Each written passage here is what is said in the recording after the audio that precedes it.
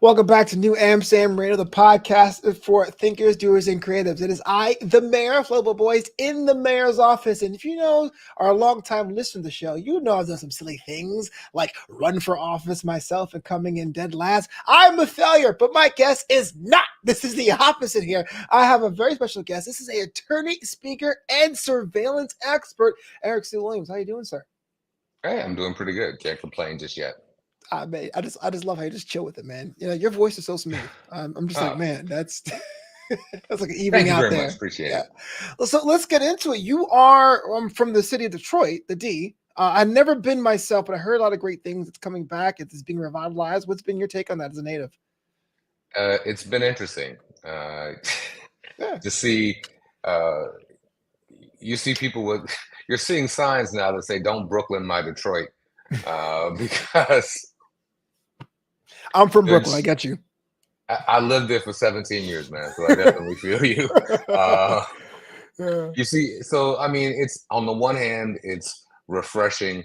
On the other hand, as a native Detroiter who grew up in a city that was 94% Black, it is odd to look up and be in a restaurant and see no other Black people downtown. So there are parts of the city now um, where that happens. But on the whole, it's Yeah. good seeing the city vibrant and people, people on the grind doing their thing. So uh, that part is refreshing.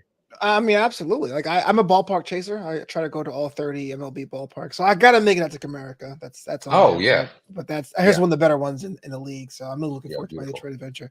So let's talk about this. Having your own business there, Eric C. Williams, PLLC, taking your talents as an attorney to help out others in the realms of intellectual property. What does that even look like nowadays? I feel like content's coming out everywhere with TikTok ideas and Right. message boards and forums. Like, what is that like being in that space? Well, it's bizarre in some ways because um, first of all, creatives are an interesting group of people to work with, right? And yeah, I have to say that. Yeah, So, man. Yeah, I got you. and my sister is actually, I mean, she's an actress. She's actually on Broadway at the moment. So if you get a Oh, chance to go see Chicago, oh she's wow. in there. Yeah, yeah, Yeah, she yeah, yeah. plays Mama Matron. So I have a very creative kind of family. My mom was an actress back in the day, so they're quirky sometimes, Hmm. and um, how can I put this? So explaining the loss is sometimes the most interesting part of the entire job, right? Right. So explaining, what they own, what they don't, and creatives aren't necessarily the most business minded of people. And these days, as you mentioned, content, right? The product of the creative, imagination and talent of people is everywhere. And creatives aren't necessarily the people who are best at monetizing that. And Hmm. so for me, working with everyone from, artists to um, people who are involved in uh, website design to clothing designers, helping them understand what they can and can't protect, helping them get a feel for actually creating systems to capture their intellectual property as they create it Right. has been fun. It's fun. You see people who are used to just sort of pulling ideas, from everywhere, suddenly recognize the value in what they're creating and really. I'm sorry, as my daughter just walked by, and and really getting into you know how can I put this, trying to find a way to incorporate the systems to protect that IP as they generate it, right? It means how can I, so a more concrete example is, let's say you are working the visual arts, Yeah. right? And you have other people that work with you that may at some point actually be responsible for creating something, right? But making sure that what they create actually belongs to your company if you've hired them, or making sure that as you create things, you're getting copyrights, making sure that as you are using other people's intellectual property, that you're getting uh, a license or you're getting ownership transferred, and making that something that gets done all the time as opposed to something you know every quarter or something think about. Right, so Right. that's what my business is kind of focused on, and that's kind of the most fun part of my job. So, talking to the building of that platform in that journey, was it a situation where you had the idea of protecting those creatives and decided to go into IP law, or was you, in the course of your law education, go, no, this is something I want to focus on after the fact? Like, what was the moment for you to say, this is my niche, this is my path forward? Completely accidental. Yes, the best things in life are accidental. Serendipitous is, I guess, how you describe it. So no, so I was working for. I went to law school at Columbia. I was working for a very large firm there, and I loathed it with every fiber of my being. I don't, Wow. bruh. I was living in East Flatbush. While I was there, you go. I got little Jamaican kids. Okay. I'm So from Flatlands myself, but Flatbush is literally down the block. Like, I'm on the yeah, border of okay. Flatlands and Flatbush. Yeah. Yeah, I know exactly what you're talking about. Okay. So I was working there. I mean, I was living there. I was working up in Manhattan. There were times where I would come home at 2 o'clock in the morning and then get, this is back when we had Blackberries, get an email saying, "Oh, we need you in the office at 5." And so I wouldn't even get out of, taking a black car home, and I wouldn't even get out. I just get back in the car and go right back to work. And there are a number of times, you have the wife sitting there at the door looking like, all right. Right. And so it was horrible. And then I had some friends that ran an artist collective up in Harlem, and they asked, it was a nonprofit, and they asked me to help them out with some stuff. And so I helped them out with that, and I was like, oh, this is fun. I like this. I like my clients. I like the work I'm doing. And so it just sort of evolved from there. So I work for a nonprofit law firm that focuses on surveillance and social justice issues. I also have my own private practice, and that is where the focus is on AI and IP. So uh, I once I got into that and found out that I liked it, I set my own private firm up, and I've continued to work in that for the last, I don't know, it's been 15, 18 years at this point. It wasn't intentional, but you find a client that you like, and just suddenly find yourself drawn into it, and that's kind of how I ended up here. Man, absolutely. Sometimes they find like the path chooses you, and a lot of times the best things in life are accidents, Oh tangibles or yeah, certainly. intangibles. So, Be uh, open up to the possibilities. That's the way to live life, you know? I mean that's the best way to live. I mean, I thought I was going to be a financial analyst. I mean, I'm from New York, Wall Street's down the block, relatively speaking, and now I'm in Los Yeah. Angeles trying to do the content thing myself. So, I'm with you with that. But you did mention working also with social justice and surveillance, and from the outside looking in, and I mean this all due respect, they seem kind of disparate, right? Like, how did you decide to bridge those two worlds, or is there a bunch of overlaps and intersections that we're not seeing?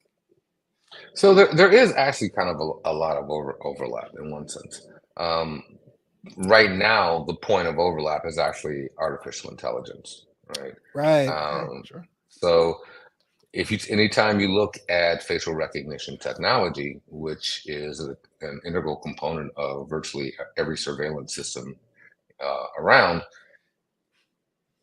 it's the same thing that, whether we're talking about large language models or, suddenly creating books that read a lot like, authors, or pictures being created that weren't really made by a human being, that kind of thing. So there's that overlap right there. And um, both instances, in both use cases, there are real advantages and there are also real threats, right? For example, there are a number of lawsuits going on right now that authors are upset, where authors are pressing claims that are based on the fact that artificial intelligence programs are being trained using their copyrighted works, right? Mhm. So clearly, that's an issue for creatives in that regard. There's a danger for small businesses that incorporate artificial intelligence into their own sort of day-to-day operations, not knowing whether or not what they're using is violating someone else's intellectual property, particularly copyright. When it comes to surveillance, the greatest danger is that we don't have, how can I put this? All of our constitutional rights, all the security we have in our home and our papers and possessions and the like, are basically premised on the idea that the police can't watch everyone all the time, right? So if the police are watching you, there's something that sort of indicates that they're doing that, and it's not just sort of matter of fact happening all the time. With artificial intelligence, that's been changed. We literally can watch everyone everywhere all at once all the time, and more frighteningly connect whatever information we gather on whoever we see with information in dozens of other databases. So at this point in the state of Michigan, we have a huge database that actually has more people in it than in the state of Michigan, and it includes social media, it includes official records, driver's licenses, and the like. And if you and it includes people who've not only been arrested or who are suspects, but people who are friends of people who were suspects and may have never been. So you got everybody in this database, and artificial intelligence can identify you, tie you to all this information in this database, and it can be shared across law enforcement agencies across the country. Now, that's frightening, right? In so many ways, not only because let's say a place like Detroit, which has always been, a real bastion for, civil rights protests, for union activity and the like, includes a number of racial and religious minorities. Suddenly you have the police with the power to surveil to an extent that should be really, really frightening. To anybody who's ever paid attention to COINTELPRO, Ghetto Informant Program, surveillance of Muslims in the aftermath of 9/11. I mean, we kind of know it's going to be abused. And as a Detroiter and, somebody who is really concerned about civil liberties, pointing out what these risks are and holding the government accountable is, my day gig. So the tie-in between artificial intelligence, both the promise and the danger, is where the overlap is in the two jobs that I work here. Yeah, the evolution or de-evolution of surveillance has been kind of scary for a lot of people, and as a citizen, sometimes you kind of put your hands up and you go, well, you can't fight City Hall, man. Like, yeah, you can give people to pass laws or treaties to be crass with it, but how can you really enforce that from a citizen standpoint? What do you tell potential clients or the man industry who may not care or may say, yeah, I know it's a problem, but what can I do? Oh, if I was dealing with those two kinds of responses, that would actually be an improvement. No, seriously. I mean, let's not joke. Detroit is big picture. Crime is not what it used to be. I don't know how old you are, but I grew up when I was in high school, crack hit, and it devastated Detroit in a way that, if you didn't live through it, it's hard to understand. Yeah. So crime levels are nowhere near that, but it would still be naive, disingenuous to say Detroit, like a lot of major cities, while safer, still have issues with crime, and in Detroit, particularly violent crime, right? So many people have gotten to the point where they are fed up and frustrated that they are willing to accept what would otherwise be unacceptable police behavior just because they like anything to make me safe. It doesn't help the police frequently lie about how effective the particular surveillance program might be. They lie about how much it costs, or they hide those. That's really been a problem here, hiding exactly what the expense is. When you tell people, look, this is a bad thing, right? And they're like, yo, if you can catch the dude that broke into my car, bro, I don't even care. Right. And and particularly older people who grew up, they're my age and older, who grew up when crack was really just rampaging and the streets were really violent. And those are the people who are asking for more police protection, and their attitude toward that hasn't shifted. So it's tough to do that. What I This is what I tried to tell people. The city of Detroit spent $20 million over the last few years on surveillance. I want you to look around Detroit and tell me you can't think of how $20 million in government spending could have been made in ways that make the city safer than that surveillance. How about job training? How about education? How about something to address mental health or substance abuse? Or how about, just cleaning up the neighborhood? Those kind of things on the front end have a greater impact than surveillance, which at best might help you catch some people, but studies after studies show it doesn't really prevent crime. So if you want to make the place safer, how about you invest in things that make the place safer as opposed to surveillance? And when you put it like that, people go, yeah, okay, yeah, that makes sense. But that involves a conversation. It's not the kind of thing you can just get across with a social media post, unfortunately. Right. Right. Yeah. I think that a lot of us get our news by curated memes and text, and we follow our favorite journalists like rock stars and see what they Right, report on. exactly. It's kind of an interesting thing, you know. I mean, so just for full disclosure, I'm 38. I was born 1985, so I was Oh, born just a after. baby. Yeah, exactly. It's a baby. It's a baby with back problems. So I came right after the first original ripple of the crack epidemic, but I grew up in the time where it really was the inter-gang warfare, Latin Kings and the Bloods, Right. Crips, Deceps, and all that stuff too. And that was really the answer. It was kind of like we need more cameras. We get more cameras. They don't have that problem in X city halfway across the world. Well, let's do more of that. And well, cameras are effective to a point. You know what I mean? It was kind of a ceiling on that. So I gotta ask, what keeps you going, man? I'm sure there's some days you come home and you take the tie off, and you just feel beat down. Like what makes you go? I gotta do tomorrow too. Like what? um, so I've been kind of I've been an activist basically all my life, right? So I was an activist in undergrad, kind of always been that way. And then I actually wanted to be a public defender, but Kings County public defenders weren't hiring when I came out of law school. So my wife was like, at the time, was like, these big firms they're paying. You need to take that job. We got 3 kids. And I was like, okay, I guess not a public defender, but it's just something I've always felt was really important.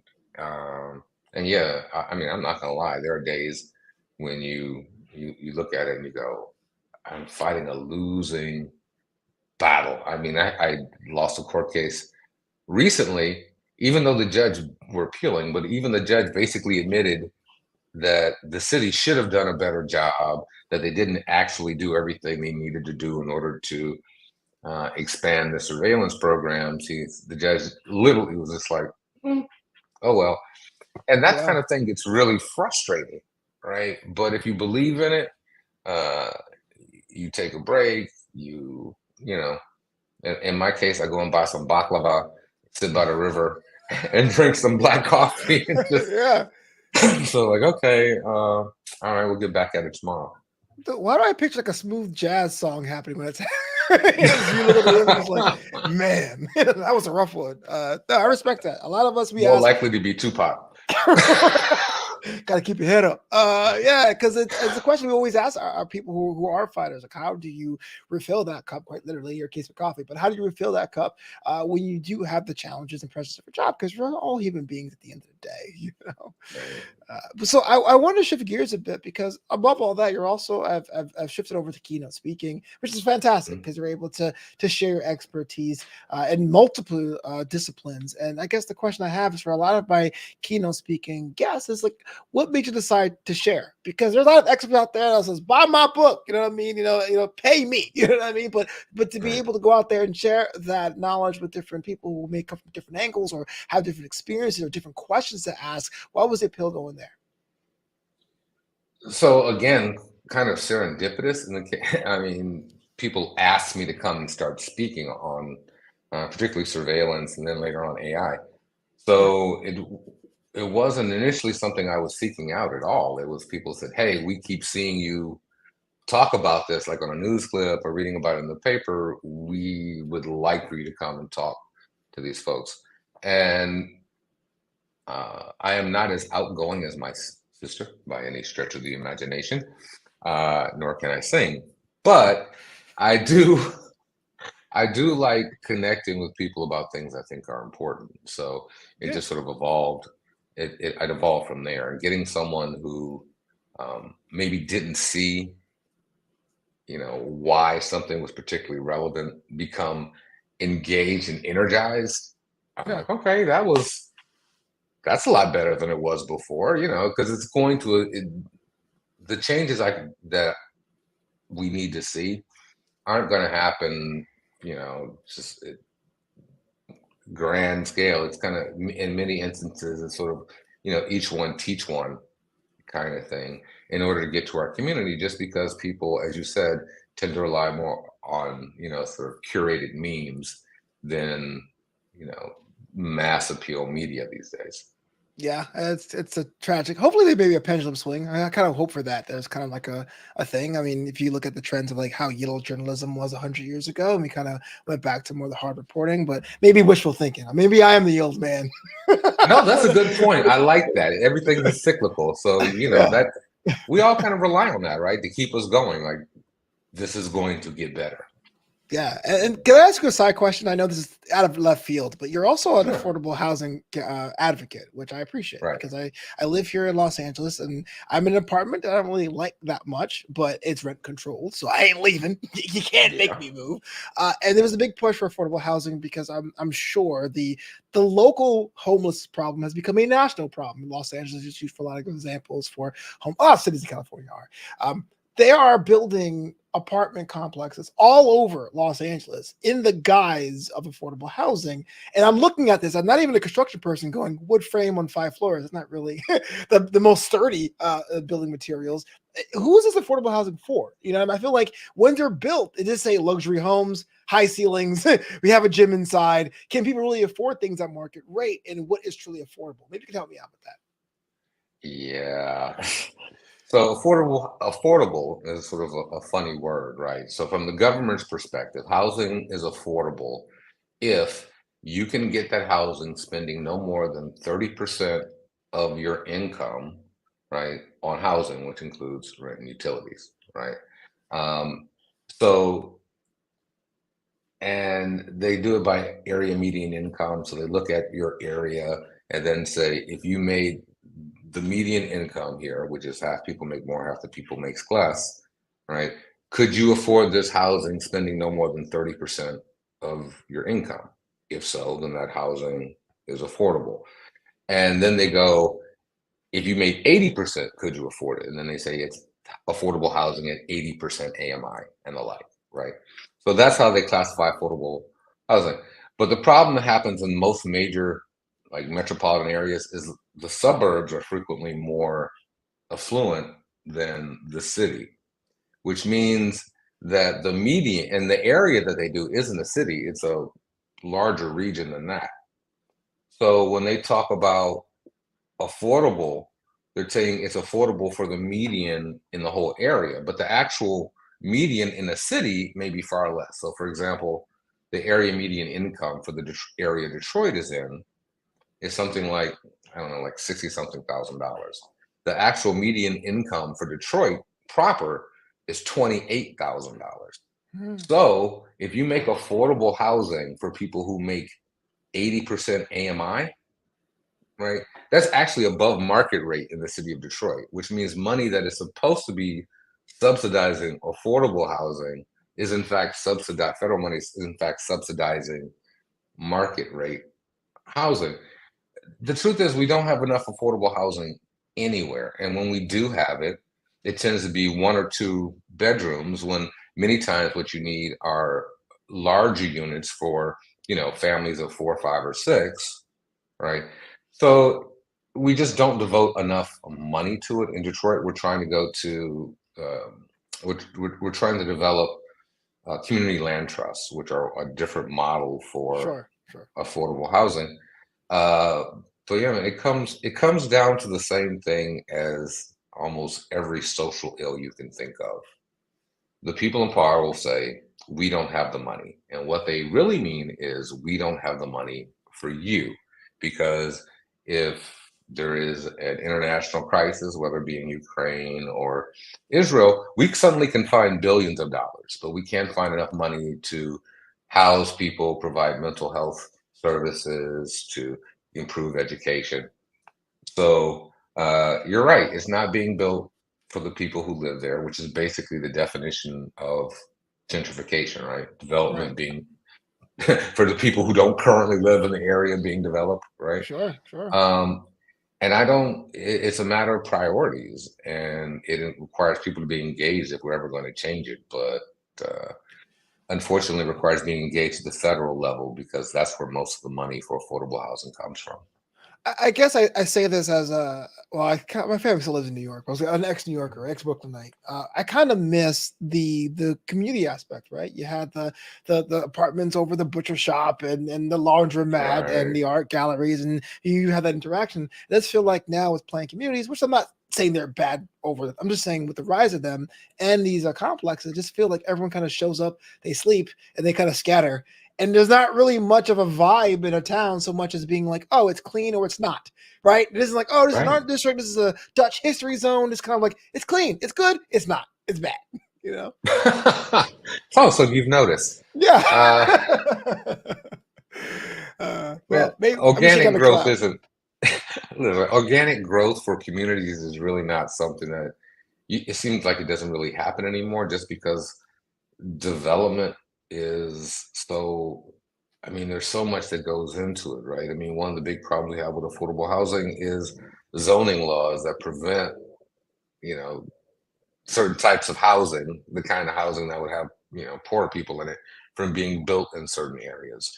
And between zoning issues and the cost of development, and the fact that households have changed, right? We don't have nearly as many multi-generational housing setups as we used to, which we need more of. Housing developments don't take into consideration mobility, right? I mean, people who have mobility issues, whether it's from it's a condition, or just simply from getting older, right? All these things need to be taken into consideration, and so that kind of stands in the way of the sort of organic growth that we'd like to see. Yeah. Planned developments is what you get. It's enough to make you mad, but I like the fact you're still pressing on and making it happen. Eric So Williams, this is New Amsterdam Radio. Before we get you out of here, though, it's a couple questions I like to ask a lot of our guests, kind of fun questions, quote unquote. Yeah, your mileage may vary. Maybe like, this ain't fun at all, Flobo. What are we doing? But let me ask you this: if you do you believe in days off, and if so, how do you spend them? Right. So, yes, I believe in them very strongly. But so my one of my jobs requires me to work. We only work Monday through Thursday, and so I spend my days off working on my other job. So I'm kind of always busy. But when I'm not, I am a huge college football fan. Okay, Uh, yeah. so just for the record, if you have any questions about uh, Shout to Michigan. Yeah. right. So I will drive. I'm 45 minutes from Ann Arbor. I will drive up to Ann Arbor. I will grab tickets on StubHub, drive up to Ann Arbor on a Saturday like that, uh, and support my Wolverines. I'm a very, you know, that's me. Ah, respect. Do you have a travel bucket list? Or if so, where else in the world you want to visit? So I literally just spent the last 3 months traveling, right? I had a sabbatical. So I was in Jordan, Egypt, Lebanon, Dubai, Hong Kong, the Philippines, Japan, Vietnam. So I just spent the last couple of months just everywhere, right? Yeah. Uh, and so I don't have a travel bucket list. I am trying to be about that nomad life. Okay. No, I respect that. Yeah. I mean, my goal is to have a houseboat anchored off, let's say, either the coast of Portugal or maybe the Philippines, and Yeah. I do my work from there, and then fly out to go do speaking engagements. Yeah, that's That's smart that's the because dream. if someone's to come visit me in Kansas, like, yo, I'm sorry, hospital can't make it. I can't, I can't go out there. Exactly. Oh, sidebar, Exactly. who has the best baklava then? If you've been out there, like, where should I go first for the best baklava? Actually, I had some really good baklava in Lebanon. I've also had some really good baklava in Turkey. Okay, Um, but Dearborn, Michigan, which has like the largest Arab population outside the Middle East, yeah. yeah, there's a couple of bakeries through there. You just roll down uh, Oakland Avenue, Oakland Boulevard, and you'll almost any place you drop in. Yeah, Uh, respect to the community in Detroit. A lot of times where there was what they would call white flight, the Arab community pretty much held that city down, man. And it's cool to see that Detroit's coming exactly. back. But Eric Sabliz, man, thank you so much for being on the show, man. If everyone wanted to No, contact you or pleasure. book you or learn more about what you're putting, what you're working on, how do they go about doing that? How can they connect with you? Sure, you can, well, easiest way, Google Eric Williams Attorney Detroit, or you can go to ewilliamsplc.com and you can find me there. Fantastic. This is New Amsterdam Radio, the podcast for creatives.